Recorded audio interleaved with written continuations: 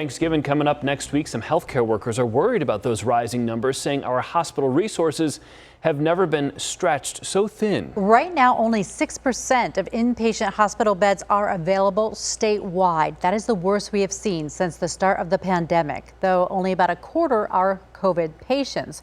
Our Whitney Clark is joining us now with what the next few months could look like in our state. Whitney. Jamie and Jared, we are now heading into the second holiday season with COVID-19. And while experts say vaccines have made really a tremendous difference, one predicts the next few months will be a struggle for hospitals and our healthcare workers. I don't know. I'm worried. I'm concerned. There's a real challenge ahead of us. Dr. Joe Gerald is an associate professor of public health at the University of Arizona. While he believes we're in trouble this winter, the peaks are unlikely to reach last year's levels, calling it instead a slow boil. They have helped, but because so few Arizonans have taken the vaccine and become fully vaccinated, we have many remaining individuals who are susceptible to COVID-19's worst case scenario, which is hospitalization and death.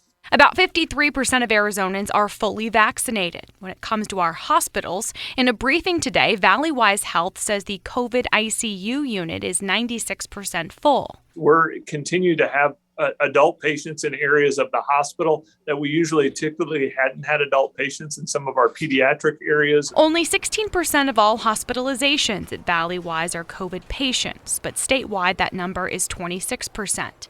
As for the spike now, Dr. Gerald says there's not a clear answer, maybe Halloween, seasonality, and too few precautions. I think there's a lot of contributors. Fall break may have been one thing that sort of started this most recent spike in cases, but it continues, and we're seeing more outbreaks in schools as well right now. Jessica RIGLER with the Arizona Department of Health Services says the best thing you can do for yourself and those around you is to get vaccinated. She really encourages folks to ask a trusted doctor questions if you are hesitant. We're all tired of some of the mitigation strategies that are out there, but at the same time, it's really those strategies that are going to get us on the other side of COVID.